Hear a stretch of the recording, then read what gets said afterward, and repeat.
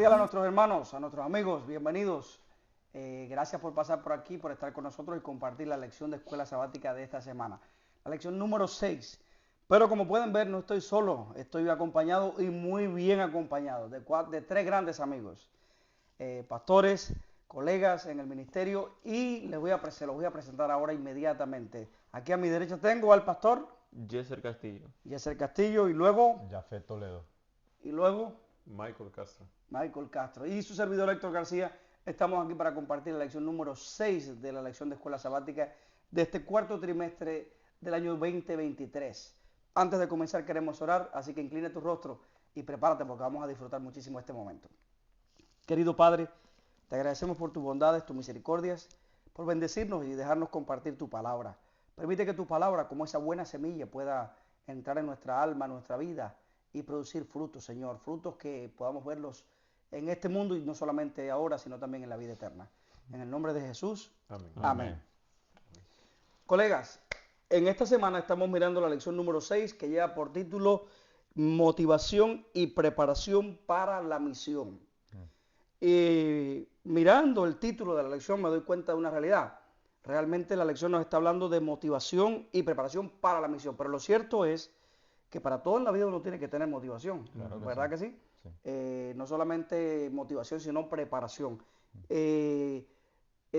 ¿Cuán importante es la motivación y la preparación en el contexto de cumplir la misión?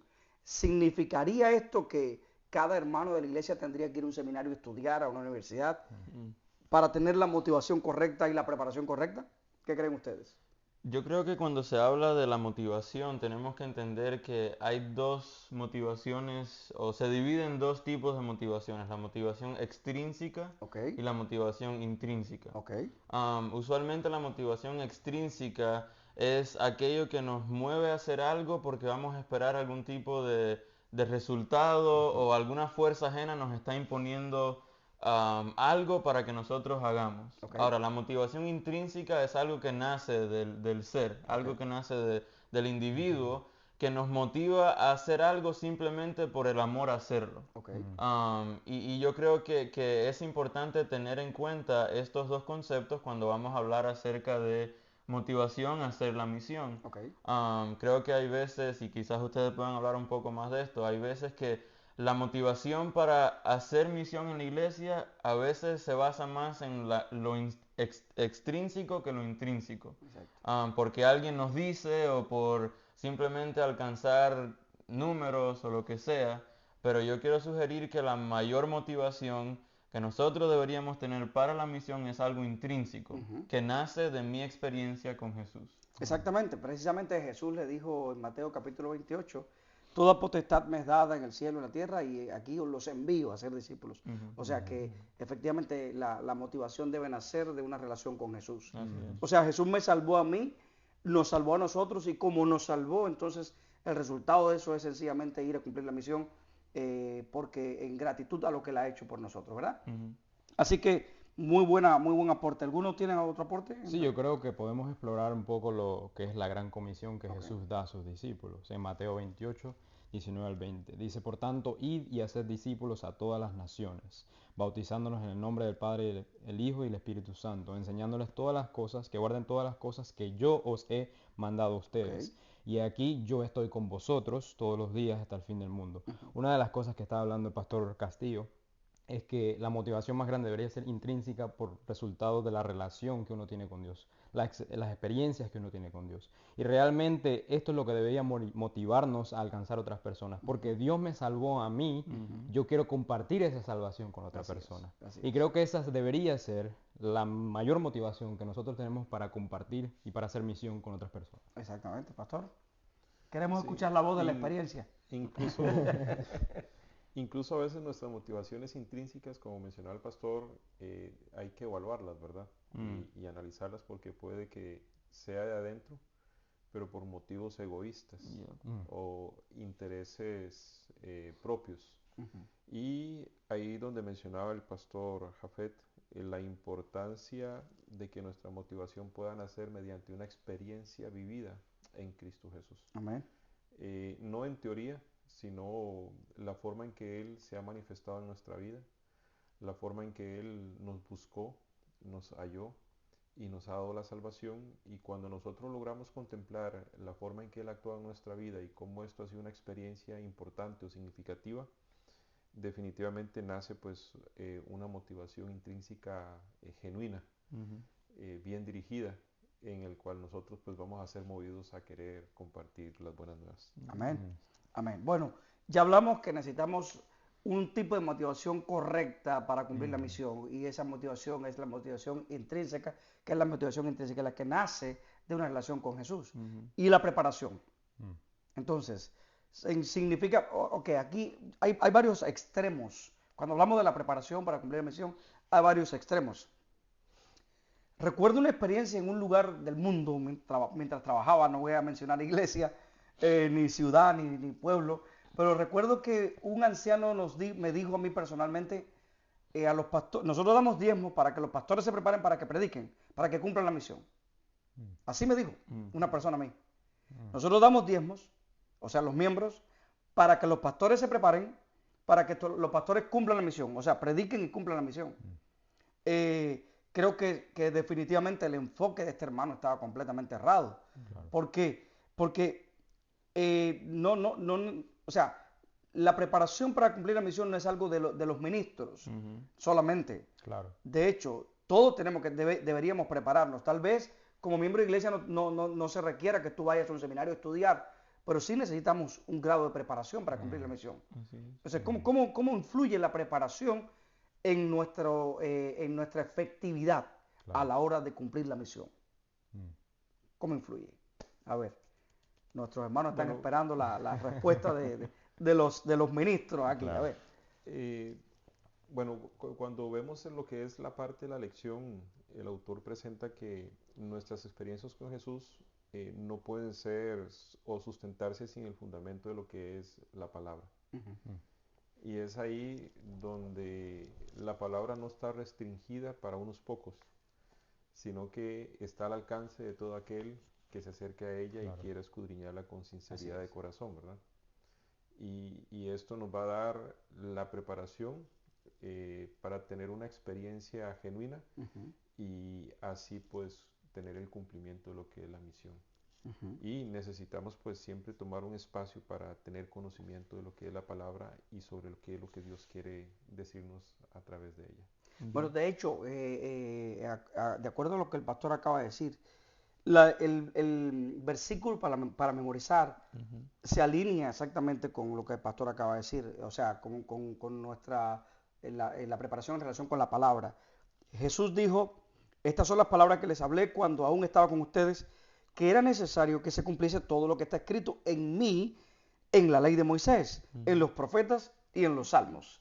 ¿Verdad? Entonces, en otras palabras, Jesús está relacionando nuestra preparación a la hora de cumplir la misión con la palabra de Dios.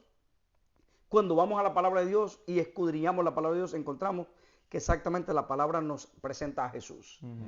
O sea que al final creo, pastores, que una relación, o sea, cuando vamos a la Biblia nos va a presentar, y volvemos al tema principal de la motivación, a Jesús. Claro. Entonces, me motivo, perdón, con Jesús y me preparo con la palabra de Dios que me presenta a Jesús. Ujú. O sea que en este caso entonces podríamos concluir que Jesús es el centro.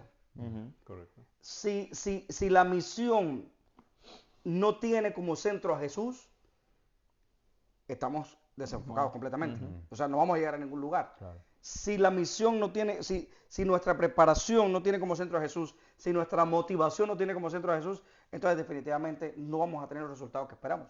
No, y Claro. quizás estaríamos haciendo proselitismo. Así Ujú. es, Claro. Entonces, así es. Quisiera añadir algo. Quizás hay otra palabra que pudiéramos usar en vez de motivación y es llamado. Oh, Y sí. creo que cuando Dios nos salva, Él nos llama para compartir, Ok. nos motiva para compartir esa salvación. Entonces, cuando las personas dicen, nosotros damos diezmos para que los pastores vayan y evangelicen, o sea, eso está como que apartando el llamado que Dios ha hecho en sus vidas, porque no solo los pastores son llamados a evangelizar y a compartir la salvación, sino que también todas aquellas personas que aprenden lo que es la salvación, Así es. que experimentan la salvación en su vida. Entonces creo que pudiéramos quizás jugar con estas dos palabras, ¿no? Llamado y motivación. Nosotros somos llamados y motivados para poder llevar a cabo esta misión que es compartir la salvación que nosotros recibimos primeramente. Amén. Yo creo también que el Nuevo Testamento presenta un concepto que nos puede ayudar con esto, que es el sacerdocio de todos los creyentes. O sea, que no está limitado a nosotros que somos pastores o que fuimos a un seminario teológico para aprender, porque aunque sí es importante estudiar, prepararse, creo que el otro extremo sería llenarnos tanto de información fría que no haya una experiencia detrás de eso. Claro. Recuerdo que Una tenía... experiencia transformacional. Exactamente. Como decía el pastor Jafet, lo que nos debería de llevar a la misión es una actitud de agradecimiento o adoración hacia lo que Dios hizo en nuestra vida. Así es. Recuerdo que tenía un profesor que nos decía a nosotros, ustedes no pueden dar lo que no tienen. Y obviamente lo está diciendo un profesor que se ha preparado, que tiene títulos y tiene, o sea, no es alguien que no sabe nada. Claro. Pero él llegó a un punto en su vida donde él entendió que lo más importante, y yo creo que es lo más importante en nuestra preparación, es tener esa experiencia con Jesús. Así es. Porque si Él me cambió la vida a mí, significa que también lo puede hacer con otra persona. Definitivamente. Y si ayer yo estaba en un hoyo y Él me sacó de ahí, entonces, pues, ¿por qué no compartir eso con otra persona que quizás hoy se encuentra en el hoyo donde yo me encontraba ayer? Así es. Claro. Bueno, precisamente en esta línea de pensamiento, compartía yo hace un tiempo con los hermanos un concepto de un profesor de lo que en relación con la predicación o con cumplir la misión.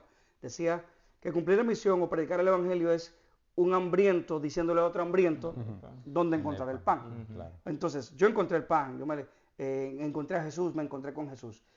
Como resultado de eso, automáticamente, Claro. porque Dios me llamó, porque Él me salvó, porque Él me motiva a yo ir y cumplir la misión o decirles a otros dónde encontrar lo que yo encontré. En otras palabras, querido hermano, tal vez de la iglesia de Elton, de la iglesia de Owensboro, de la iglesia de Bowling Green, o sencillamente amigo nuestro que nos estás mirando desde la Florida, de cualquier lugar del mundo donde tú estás, Dios te llama a ti también, independientemente que vayas a un seminario. Dios te motiva para que cumplas la misión. Es bueno que te sacudas del polvo, tal vez del letargo ese que a veces pasamos en ciertas etapas de nuestra experiencia espiritual, y te acerques a Jesús, te acerques a su palabra. Y definitivamente, cuando te acerques a Jesús, no tendrás otra alternativa que ir a cumplir la misión que Él tiene para ti, que Él tiene para todos nosotros, ¿verdad? Claro que sí. Pastor Michael, ¿tienes algo que decirnos antes de pasar al próximo punto? O quizás para pasar al siguiente punto. Sí. Bueno, cuando consideramos la parte de la misión y la preparación, es importante ir a la acción. Porque a veces asumimos una actitud de que tenemos la motivación, una actitud en la cual nos estamos preparando, pero cuando llega el momento de ir a la acción o ir al campo de influencia donde Dios me ha colocado, pues no hacemos absolutamente nada, ¿verdad? Entonces, para poder ver, hay que hacer, ¿verdad? Y ahí la lección mencionaba la importancia o ejemplificaba este aspecto importante en cuanto a los discípulos cuando estuvieron en el aposento alto, que ellos oraban, suplicaban de forma unánime, y en el segundo aspecto ellos comenzaron a prepararse logísticamente para la misión. Y da el ejemplo, por ejemplo, la ausencia de Judas y quién va a tomar su lugar para poder ir y predicar. Así es, así es. Bueno, la lección de esta semana nos presenta el siguiente bosquejo. Compartir la buena noticia, un fundamento profético para la misión, la espera y la misión, ustedes lo crucificaron, y un retrato de la iglesia primitiva. Ese es el bosquejo que vamos a estar revisando. Y bueno, ya habíamos mencionado algunos de los puntos, ya habíamos adelantado un poquitito, y estamos en la espera y la misión. Hay una cita que quiero compartir con ustedes, de Elena de White, que está en el Ministerio de Curación, y dice así: al permitir que nuestra comunión con Dios se interrumpa, perdemos nuestra defensa. ¿Ok? Entonces, definitivamente, colegas, cumplir la misión, y hermano querido que me están mirando, cumplir la misión tiene que ver con una comunión con Dios, con su palabra, con Jesús, con su iglesia. Definitivamente es una comunión con Dios. Ahora dice Elena de White que al permitir que nuestra comunión con Dios se interrumpa, perdemos nuestra defensa. Ni aun todos vuestros buenos propósitos e intenciones os capacitarán para resistir al mal. Tenéis que ser hombres y mujeres de oración. Vuestras peticiones no deben ser lánguidas, ocasionales, ni caprichosas, sino ardientes, perseverantes y constantes. No siempre es necesario arrodillarse para orar. Cultivad la costumbre de conversar con el Salvador cuando estéis solos, cuando andéis o estéis ocupados en vuestro trabajo cotidiano. Elévese el corazón de continuo en silenciosa petición de ayuda, de luz, de fuerza y de conocimiento. Sea cada respiración una oración. Entonces, definitivamente aquí hay algo interesante. Tal vez estamos hablando ahora para un director de obra misionera en la iglesia local recién electo para este año.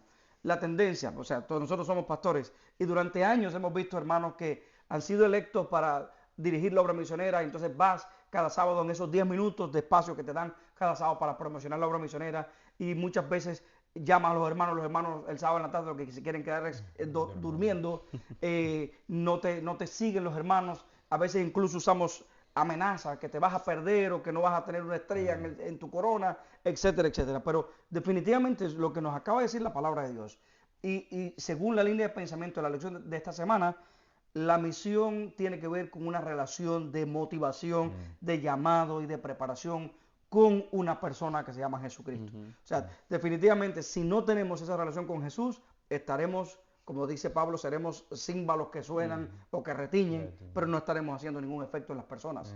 Así que definitivamente, de hecho, no sé si cabe mencionarlo ahora en este momento, pero saben que yo he analizado la misión, o sea, la gran comisión, descrita en Mateo, en Marcos y en Lucas, que son los tres evangelistas que mencionan la misión. Y no sé si se dieron cuenta, colegas, que hay una diferencia en la misión. O sea, Mateo y Marcos tienen la misma línea, pero Lucas es diferente. Porque en Mateo usted va a encontrar que la misión, o sea, la gran comisión de Jesús fue ir y hacer discípulos, ¿verdad? Y en Marcos fue ir y hacer discípulos. Pero en Lucas no fue así. En Lucas, creo que el capítulo 24 de Lucas, Jesús les dijo a los discípulos, quédense. No les dijo que fueran, les dijo quédense en Jerusalén hasta que sean llenos del Espíritu Santo. ¿Por qué razón?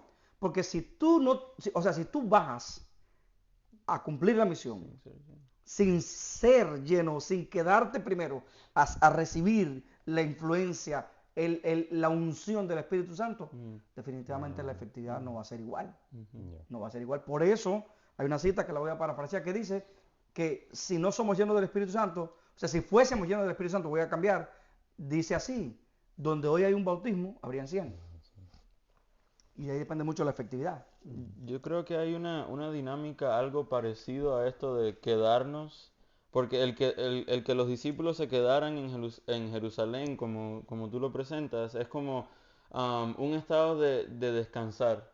Me recuerda al libro de Efesios, donde Pablo presenta una serie de palabras. Él dice, estamos sentados, lo presenta en el capítulo 2, después dice, tenemos que empezar a caminar y después nos vamos a parar contra el enemigo. Exactamente. Y lo que Pablo está diciendo es que nuestra experiencia espiritual nace de estar sentados en la presencia de Dios. O sea, nace de un lugar de descanso. Hay veces que nosotros pensamos que tenemos que trabajar y entonces después descansar. Y yo creo que la misión nace exactamente igual. O sea, nace de lo que Dios hace en mi vida, de esa, como hablábamos antes, de esa experiencia transformadora, y entonces eso me hace caminar, que en las palabras de Pablo es una metáfora para vivir. Y quisiera tomar esta metáfora para decir que a veces cuando hablamos de misión o de hacer obra misionera, pensamos en que hay que ir a tocar puertas o hay que hacer algo grande, pero de acuerdo a por lo menos lo que yo percibo en la Biblia, hacer misión es un estilo de vida donde las personas pueden ver en mi vida algo diferente. Y vivir en misión es vivir en relación con Dios continuamente. No significa que ahora vamos a decir, bueno, yo vivo en misión y no tengo que predicar, no tengo que hacer nada, pero yo creo que lo más importante es cómo vivimos nuestra vida. Por ejemplo, vamos a decir que como todos aquí tenemos problemas, tenemos crisis, cómo tú reaccionas ante una crisis en sí es algo que puede evangelizar a alguien. Correcto. Porque si yo me llamo ser cristiano, pero me viene una crisis y empiezo y se me viene el mundo encima y yo me me derrumbo completamente, la persona va a decir, pero ¿y cuál es la diferencia? Ahora, pero si tú reaccionas de una manera positiva y sabes que Dios está a tu lado, eso puede decir y decirle a la otra persona, esta persona en realidad es diferente, tiene una vida diferente, aunque todo está mal, pero todavía sigue en pie. Así es. Y yo creo que ese estilo de vida habla mucho más que muchas palabras que podamos decirle a otra persona. Esto definitivamente me recuerda, mi esposa es enfermera y cada vez que llega del hospital de 12 horas de jornada de trabajo viene con historias diferentes. Entonces, en estos días mi esposa me cuenta que tiene una paciente que está en cuidados críticos, ¿verdad? Una señora ya de edad, está bien malita. Y entonces, cuando mi esposa llega para suministrarle algunos medicamentos, el esposo de la señora ha llegado al cuarto. Y el hombre trae una guitarra. Y entonces mi esposa le dice, o sea, se identifica con él le dice, ¿de dónde eres? Mi esposa se identifica que es cubana, de origen cubano, y le dice, estuve en Cuba como misionero.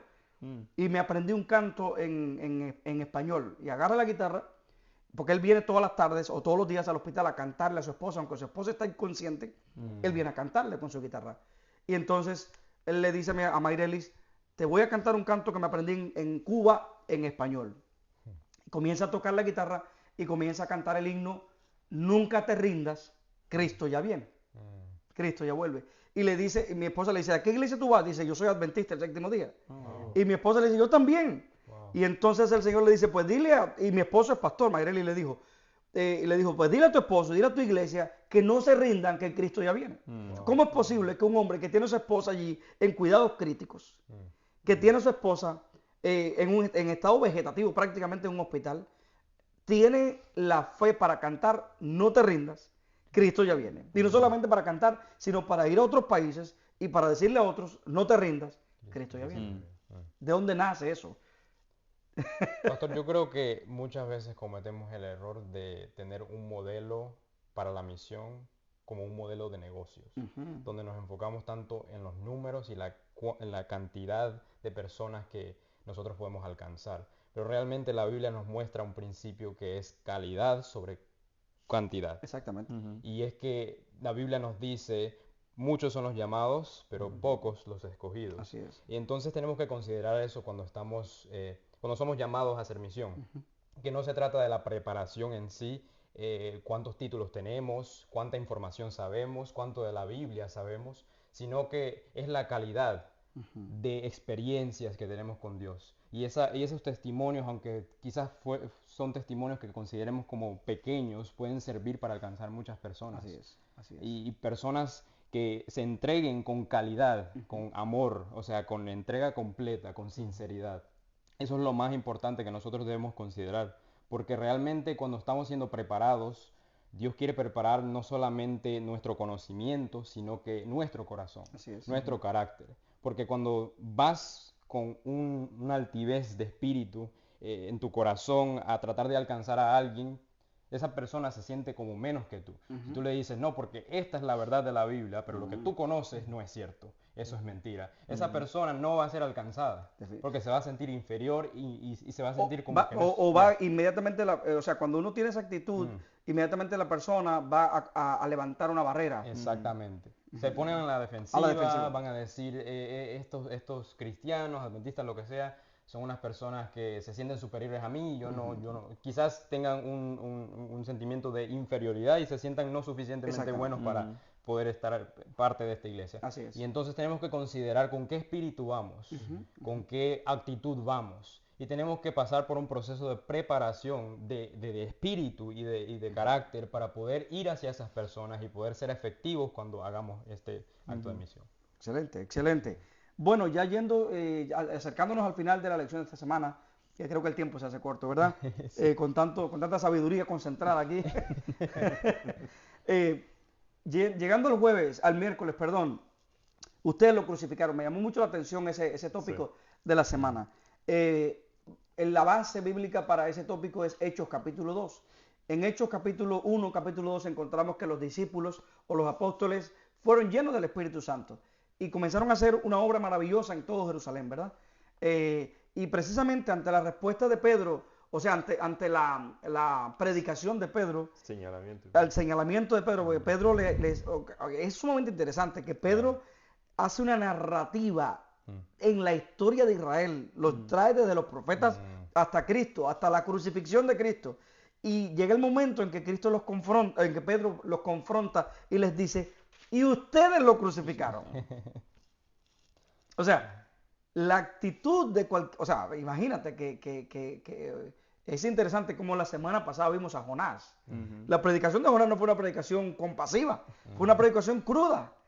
Ve, Nínive será destruida. Y ahora esta semana estamos analizando cómo Pedro viene y después de hacer una narrativa histórica, les dice, y ustedes lo crucificaron. Pero como ellos estaban llenos del Espíritu Santo, la reacción fue diferente. ¿Cuál fue la reacción de estas personas al escuchar el sermón de Pedro? ¿Y ahora qué haremos? ¿Y qué haremos? En otras palabras, de hecho, dice la Biblia que fueron todos, y usa una palabra, compungidos. Ya no se usa mucho esa palabra en español. La palabra griega ilustra como que su corazón fue pinchado. O no su corazón, su cerebro. O sea que las palabras de Pedro activaron algo en el cerebro de esa multitud que escuchaba. Y llegaron a decir, ¿qué haremos? Y entonces la respuesta no se dejó esperar. Pedro les dijo, arrepentidos y bautícese cada uno de nosotros en el nombre de Jesús para perdón de sus pecados. Y ese día dice la Biblia que hubo una gran cosecha de almas. Más de 3,000 personas fueron bautizados, o no sé, ahora mismo el dato se me cruza en mi memoria, en mi mente 5,000 o 3,000, pero aquel día como 3,000. como 3,000 personas fueron bautizados en Jerusalén. Y bueno, definitivamente ese fue como le llaman en inglés, un blast, ¿verdad? Una explosión en Jerusalén que llegó porque precisamente se fue en el contexto de la fiesta de Pentecostés, donde había mucha gente de otras naciones, o sea, judíos que habían venido a celebrar la fiesta de la diáspora. Y entonces llevaron el mensaje a muchas regiones del Imperio Romano en aquel momento. Pero precisamente todo eso nace de algo curioso y tiene que ver con la lección de la semana pasada. Eso nace de la espera.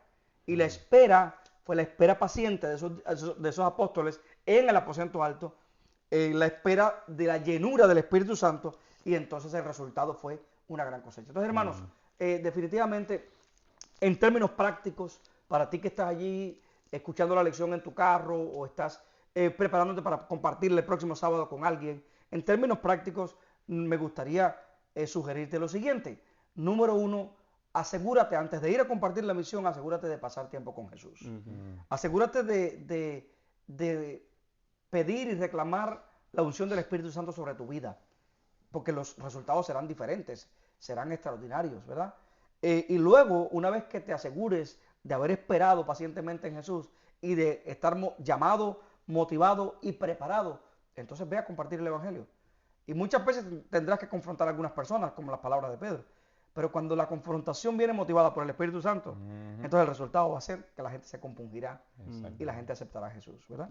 ¿Algo más que añadir aquí? Yo creo que algo importante, el día jueves narra algo de cómo la iglesia primitiva se veía. O sea, vamos a decir el picture, ahora se me va la palabra el cuadro. Ajá, el cuadro que presenta, donde dice allá en el capítulo 2, versículo 44, dice, todos los que habían creído estaban juntos y tenían en común todas las cosas. Vendían sus propiedades y sus bienes y los repartían a todos según la necesidad de cada uno. Así es. Entonces, el cuadro que está presentando aquí Lucas en el capítulo 2 de Hechos es una comunidad que vivía unánime. Le podemos llamar en la palabra griega koinonía, o sea, eran personas que lo que le pertenecía a uno le pertenecía al otro. A toda la comunidad, exacto. Y la lección del jueves lleva esto al concepto del discipulado. Y esta semana estaba leyendo un libro específicamente de discipulado, donde la autora decía que el único propósito de la iglesia en esta tierra es hacer discípulos. O sea, no hay otro propósito para que la iglesia esté en esta tierra. Y yo creo que hay veces que en la iglesia, y mirando este cuadro de la iglesia primitiva, hacemos todos o todo menos el propósito para el cual fue creado, Wow. que es hacer discípulos. A veces me pongo a pensar, no ponemos tanto énfasis en los números y ya después lo bautizamos y, o sea, ya, se acabó la misión. La alegría. Ajá. Pero el propósito no es tanto bautizar, sí, eso es parte de, pero el propósito es discipular a esas personas. Y si vamos a este cuadro que pinta Hechos 2, pero si vamos aún con Jesús, esos 12 discípulos, ¿qué significaba ser discípulo? Significaba vivir con Jesús y vivir en comunidad el uno con el otro.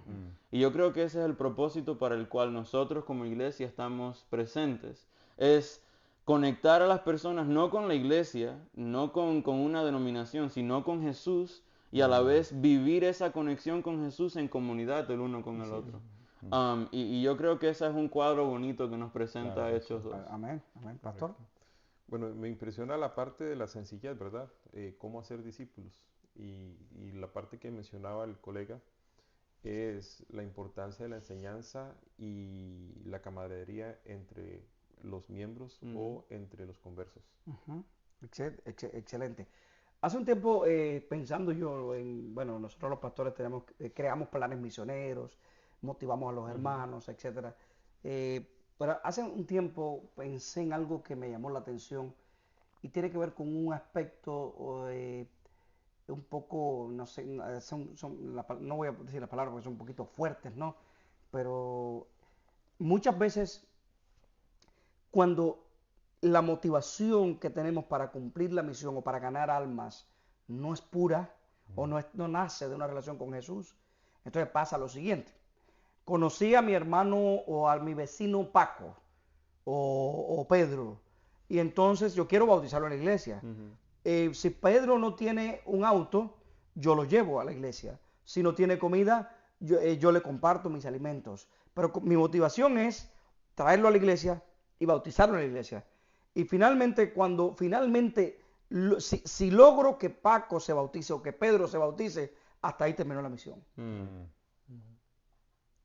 De hecho, si no se bautiza, muchas veces hasta me enojo con él. Claro. Y corto relaciones. Eso es deshonesto. Eso es deshonesto. Eso revela que la motivación no es pura, no está movida por Jesús, por una relación con Jesús.